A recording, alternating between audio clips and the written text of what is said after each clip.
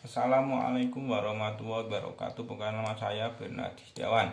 NIM 2120007. Di sini saya akan perhatikan video yang berjudul pembawaan keturunan dan lingkungan biologis guna tugas mata kuliah Fisika Pendidikan dosen pengawu Ibu Asih Pujiastuti MA. Pertama, puji dan syukur kita panjatkan kehadirat Allah SWT yang telah berrahmat dan karunia kepada kita sehingga dapat memperhatikan video ini tanpa ada halangan suatu apapun. Di sini kita akan membahas faktor yang memiliki pengganggu manusia. Terus faktor pembawaan, faktor keturunan, dan faktor lingkungan.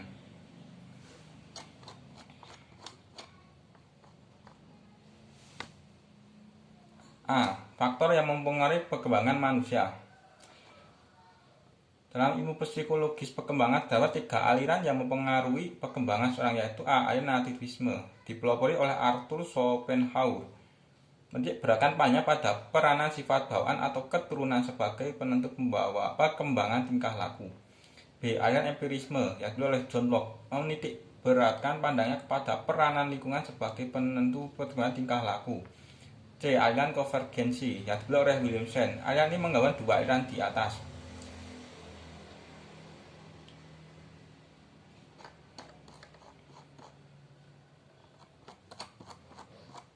Terus faktor pembawaan.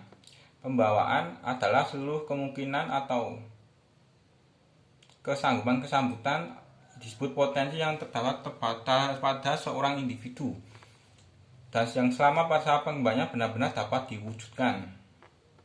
Misalnya sejak dilahirkan anak mempunyai kesanggupan untuk dapat berjalan, potensi berkata-kata, potensi untuk belajar ilmu pasti, pembawaan untuk bahasa, untuk menggambar, dan lain-lain. Jenis-jenis pembawaan.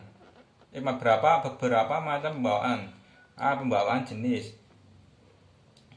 seperti anggota tubuh, intelijensi, ingatan, dan sebagainya. B. Pembawaan ras. Itu lebih condong ke keturunan, suku atau bangsa. C. Pembawaan jenis kelamin. Itu manusia mempunyai jenis kelamin sendiri, ada yang laki-laki, ada yang perempuan. Pembawaan seseorang. Tiap orang memiliki pembawaan yang bersifat individual, yang banyak ditentukan oleh pembawaan ras, pembawaan jenis, dan pembawaan kelamin.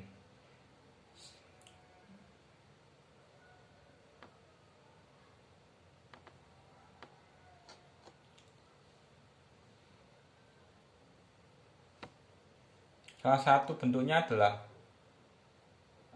bentuk tubuh dan warna kulit. Salah satu yang bisa diawali bahwa anak adalah bentuk tubuh dan warna kulit.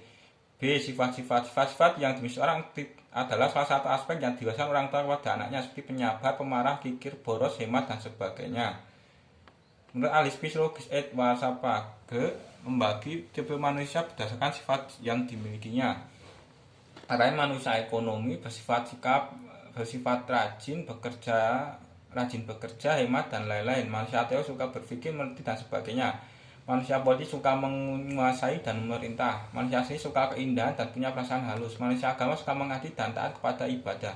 Intelijensi adalah kemampuan yang bersifat untuk mengadakan penyesuaian terhadap suatu situasi dan atau masalah.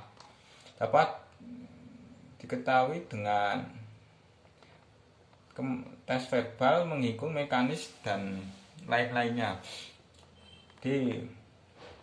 Terus bakat adalah kemampuan khusus yang menonjol di berbagai jenis potensi yang dimilikinya. Dapat diketahui lewat tes kemampuan verbal, kemampuan berhitung, kemampuan maksud, dan kecepatan, dan ketelitian, dan sebagainya. 2. Keturunan hereditas. Hereditas artinya adalah pewarisan atau pemindahan karakteristik biologis individu dari pihak kedua orang tua ke anak.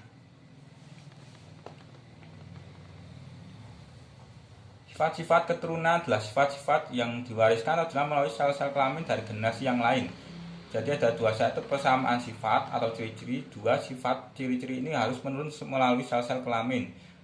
Suatu sifat atau ciri yang terdapat pada seseorang yang bukan keturunannya belum dapat diterima dari orang tuanya. Tidak semua individu itu dari suatu generasi menunjukkan sifat-sifat keturunan, dapat juga sifat ini bersembunyi dalam beberapa generasi.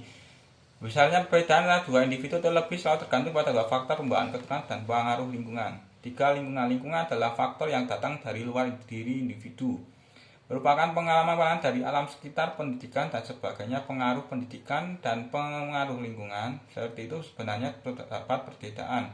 Pada umumnya pengaruh lingkungan bersifat pasif, dalam arti bahwa lingkungan tidak memberikan suatu paksaan kepada individu. Lingkungan memberi kemungkinan kepada individu. Secara fisiologis, lingkungan meliputi segala kondisi dan material jasmaniah di dalam tubuh. Dan secara psikologis, lingkungan mencakup segenap stimulasi yang diterima oleh individu mulai dari konsensi hingga kematian. Contoh jenis-jenisnya, keluarga. Pendidikan keluarga berfungsi sebagai pengalaman pertama anak-anak, menjamin kehidupan emosional anak, menanamkan dasar modal, berikan dasar pendidikan sosial, melalui dasar-dasar agama bagi anak. B. Sekolah membantu orang tua menjaga kebiasaan yang baik serta menanamkan budi pekerti yang baik. Sekolah memberikan pendidikan untuk kehidupan dalam masyarakat yang sukar dan tidak dapat diberikan di rumah. Sekolah melatih anak-anak memperoleh keterampilan seperti membaca, menulis, menghitung, menggambar, serta ilmu lain yang sifatnya mengembangkan kecerdasan dan pengetahuan. C. Masyarakat dalam konteks pendidikan masyarakat merupakan lingkungan keluarga dan sekolah pendidikan yang diambil itu telah dimulai ketika anak mulai beberapa waktu setelah lepas dari asuhan keluarga dan beberapa dua dari lingkungan. Dengan berarti pengaruhnya tampaknya lebih luas di keadaan alam sekitar. Sebagai contoh, anak-anak desa lebih suka dengan keadaan yang tenang, sedangkan anak kota lebih senang dengan keramaian. Macam-macam lingkungan. Lingkungan itu dapat menjadi 3 bagian, itu lingkungan alam luar, lingkungan dalam, terus lingkungan sosial masyarakat. Penutup, kesimpulan bahwa semua yang berkembang dalam diri suatu individu ditentukan oleh pembawaan dan juga oleh lingkungan. Tapi lebih ditentukan oleh pembawaannya. Nativisme mengatakan bahwa pendidikan tidak bisa mengubah pembawaan.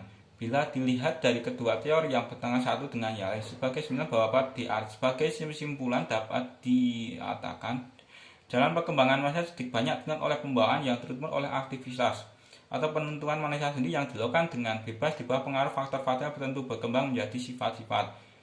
Tetapi ada teori konvergensi yang merupakan teori gabungan baik pembawaan maupun pengalaman lingkungan mempunyai peranan penting dalam perkembangan individu.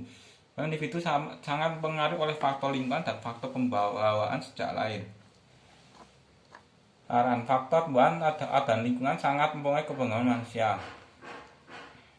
Sebagai calon guru atau guru harus mampu mengetahui psikologis anak didiknya, tahu akan sifat-sifat anak didiknya, tapi yang mungkin pengaruh dari pembawaan atau karena pengaruh lingkungan.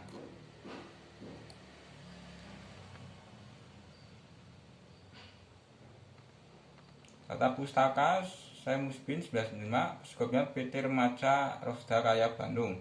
Software software pretiket.blogspot.com 2012 Esming 1 Pembawaan Keturunan dan Lingkungan TML. Terima kasih atas spesial. Assalamualaikum warahmatullahi wabarakatuh.